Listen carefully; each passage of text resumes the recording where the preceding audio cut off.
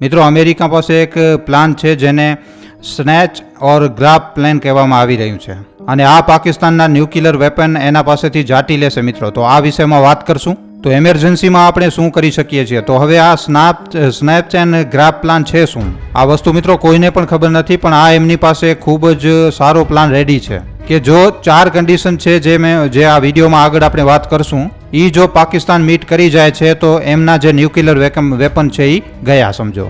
તો પાકિસ્તાનનો મિત્રો જેમ કે આપણા બધાને ખબર છે કે જેવી રીતે પાકિસ્તાન ન્યુક્લિયરની ધમકીઓ આપી રહ્યો છે, આ જે દેશ છે એ પૂરી રીતે પાગલ થઈ ચૂક્યો છે. હું પહેલાના મારા વિડીયોમાં પણ ઘણું જણાવી ચૂક્યો છું આ વિષયમાં. તો ન્યુક્લિયર વોર શું કામ નહીં થાય આ વિષયમાં મિત્રો હું ઘણા 5-6 વિડીયોમાં આ વાત એકદમ ડિટેલમાં જણાવી ચૂક્યો છું.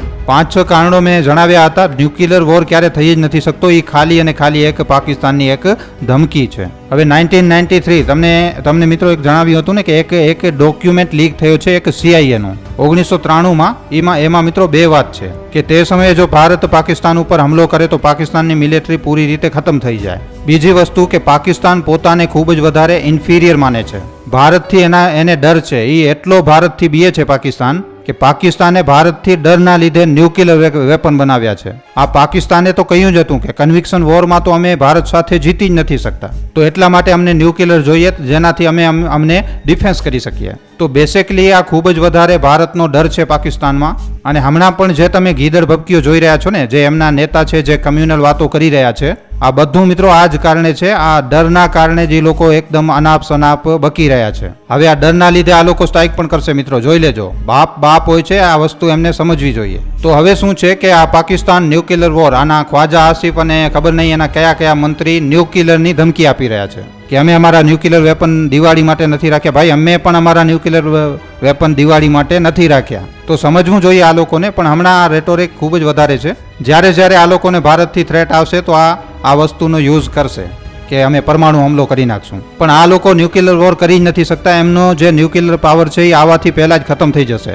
આ વસ્તુ હું ઘણીવાર જણાવી ચૂક્યો છું, ઘણા વિડીયોમાં હું કહી ચૂક્યો છું પહેલે પણ. તો હવે શું છે કે આમાં અમેરિકાનો એક ખૂબ જ મોટો રોલ છે.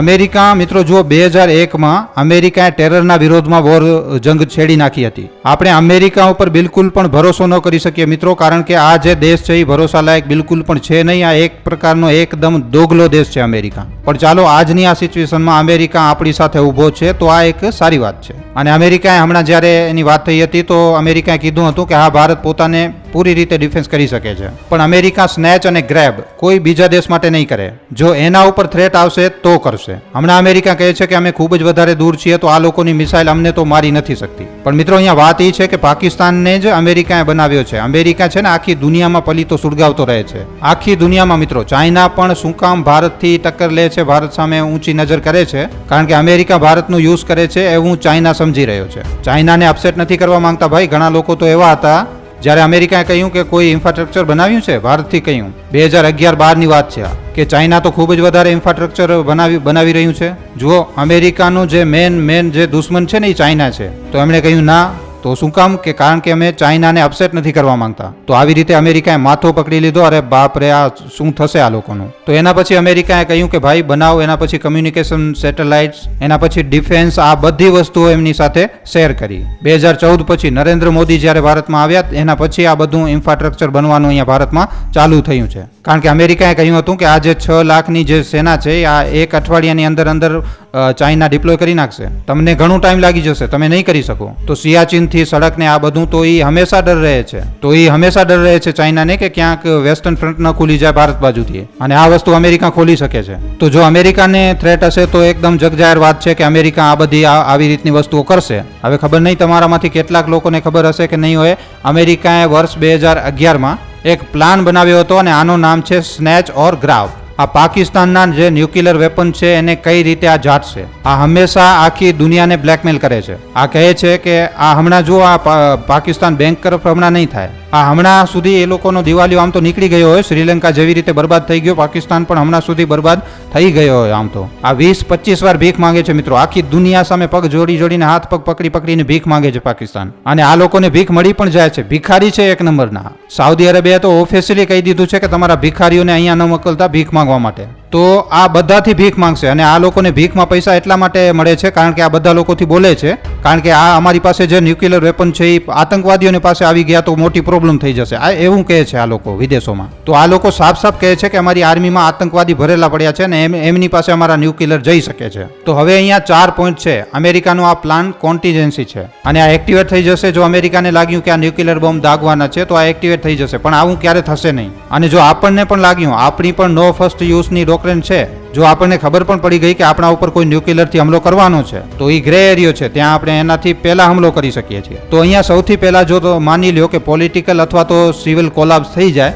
એક રીતે જો અમેરિકાની વાત નથી માનતો પાકિસ્તાન, તો પછી અમેરિકા જે છે એ લોકોનું જે આખો ન્યુક્લિયર પ્રોગ્રામ છે એને ચોરી કરી લેશે, એને બરબાદ કરી નાખશે. મતલબ કે અમેરિકા એને નિષ્ક્રિય કરી નાખશે. પણ આપણને એક વાત અહીંયા સમજવાની છે, આ હમણાં પણ છે જ, પોલિટિકલ સિવિલ કોલાપ્સ તો હમણાં પણ છે જ, આ વાત તો આપણે જોઈ જ રહ્યા છીએ. તો મેં પહેલા પણ જણાવ્યું કે આ બધું અમેરિકા પોતાના ઇન્ટરેસ્ટ માટે કરી રહ્યું છે. અમેરિકા એમ વિચારે છે કે કોલ્ડ વોરમાં પણ ગમે એ રીતે કે એની ડોમિનેટ સરકાર આવે, જેનાથી અમેરિકા જે છે એ દબદબો બનાવીને રાખી શકે આખી દુનિયા ઉપર. એના પછી જો એક્સ્ટ્રીમિસ્ટ ટેક ઓવર જે છે સરકાર અથવા મિલિટરીમાં થાય છે તો આ પણ એક વસ્તુ છે. હમણાં તો ચાલો ભલે છે કે ખાલી નામના છે અથવા તો ખાલી એક માસ્ક છે એની ઉપર, પણ કમસે કમ સિવિલિયન સરકાર તો છે પાકિસ્તાનમાં. મિલિટરી કંટ્રોલ કરે છે, માનીને ચાલો તમે, સરકાર ખાલી એક માસ્ક છે, મિલિટરી કંટ્રોલ કરે છે બધું. અને હમણાં તો એમ પણ કહેવામાં આવી રહ્યું છે કે લગભગ શહેબાઝ શરીફનો તખ્તો પણ પલટો થઈ જાય. આસિફ મુનીર આ બધું એટલા માટે કરી રહ્યો છે કે જે શહેબાઝ શરીફ જે છે એ ચાલ્યો જાય. એના પછી જો કોઈ ન્યુક્લિયર ફેસિલિટી ઉપર કોઈ મોટો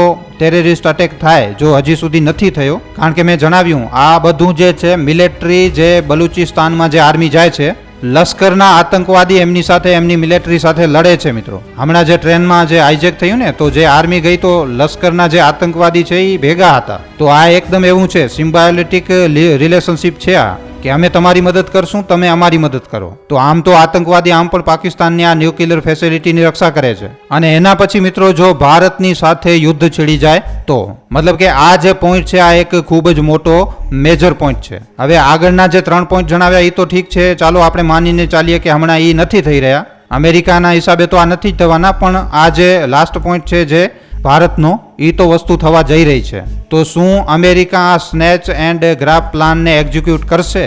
આની ખૂબ જ વધારે પોસિબિલિટી છે મિત્રો. જો એવું કંઈ થાય છે કે પાકિસ્તાન જે છે એ બદતમીજી ઉપર આવી જાય, બદતમીજી કરવા લાગે, પણ એ પણ અમેરિકાનો પ્લાન છે કે જો આજની તારીખમાં ભારત સાથે કંઈ થયું તો પછી આ જે તમારો જે બધો ન્યુક્લિયર પ્રોગ્રામ છે એ બધો અમે ચોરી કરી લેશું. મતલબ કે ચોરી શું કરશે, એક રીતે જાટી લેશે. કારણ કે એ વાત પાકિસ્તાનને ખબર પડી ગઈ હતી કે અમે કન્વિક્શન વોર નથી જીતી શકતા ભારત સાથે. જો હમણાં યુદ્ધ અમે કરવા ઉતરશું તો હવે પાકિસ્તાન દેશ પૂરી રીતે ખતમ થઈ જશે. આખો જે પાકિસ્તાન છે એ ભારત પાસે આવી જશે. આટલો બધો ડરનો માહોલ હતો મિત્રો. અને હમણાં પણ આપણે જોઈ રહ્યા છીએ કે પાકિસ્તાનમાં કેટલો ડરનો માહોલ છે. ઓસામા બિન લાદિનને માર્યું હતું એબોટાબાદમાં. આ કેટલી મોટી વાત છે મિત્રો. એક દેશ ઘૂસી ગયો, ઓસામા બિન લાદિનને આ હરામથી શરણ આપીને રાખ્યું હતું આ લોકોએ, અને એને મિલિટરી એરિયામાં રાખ્યું હતું. ત્યાં એ રહી રહ્યો હતો પોતાના પત્ની સાથે, બાળકોની સાથે, પોતાના 13 બાળકોની સાથે, પોતાની પત્નીઓ સાથે મસ્ત રહી રહ્યો હતો ઓસામા બિન લાદિન. અને અમેરિકા આવે છે, ઘૂસીને મારીને ચાલ્યો જાય છે.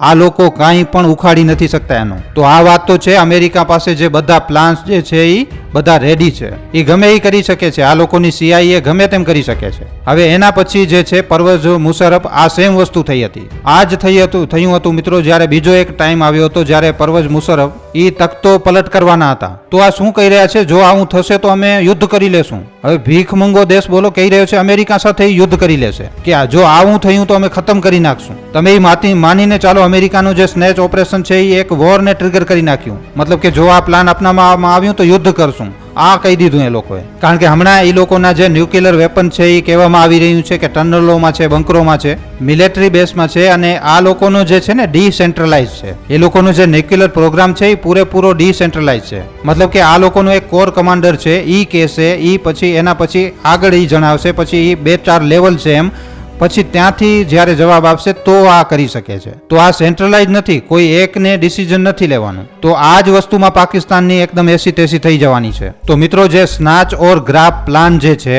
આ ખૂબ જ વધારે કોન્ટ્રોવર્શિયલ છે, પણ આ રિયાલિટી છે. માની લ્યો કે જે 4 કન્ડિશન આ વિડીયોમાં મેં તમને જણાવી, જો એમાંથી એક પણ થઈ જાય છે તો આ એક બાજુથી તો એને ભારત મારશે અને બીજી બાજુથી અમેરિકા એનો જે ન્યુક્લિયર છે એ ચોરી કરી લેશે. તો મિત્રો આ બધી વાત હમણાં ચાલી રહી છે. ઉમ્મીદ કરીએ છીએ કે તમને સમજમાં આવી હશે. આના ઉપર તમારા શું અભિપ્રાય છે નીચે કોમેન્ટ સેક્શનમાં લખીને જણાવવા ખાસ વિનંતી. જો વિડીયો પસંદ આવ્યો છે તો વિડીયોને ખાલી તમારા સુધી સીમિત ન રાખતા તમારા મિત્રો સાથે, પરિજનો સાથે, વોટ્સઅપ ઉપર, ફેસબુક ઉપર, યુટ્યુબ ઉપર જેટલો બની શકે વધારેમાં વધારે વિડીયોને શેર જરૂર કરજો. તો આજના વિડીયોમાં આટલું જ. હવે આપણે મળશું ફરીવાર એક નવા વિડીયો સાથે. ધન્યવાદ.